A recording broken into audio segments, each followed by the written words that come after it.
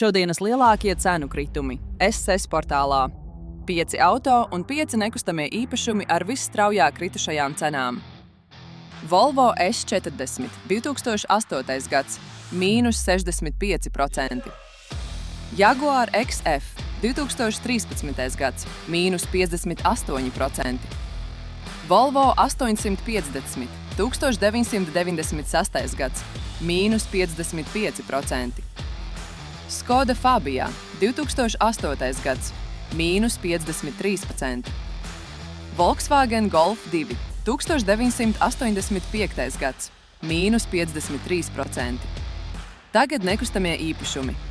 Kandava – mīnus 67%. Rīga Rumbula – mīnus 36%. Ķegums – mīnus 35%. Liepupes pagasts – mīnus 35%. Sakstagala pagasts – mīnus 34%. Vairāk cenu kritumu katru dienu. Cenu mednieks – saita profilā.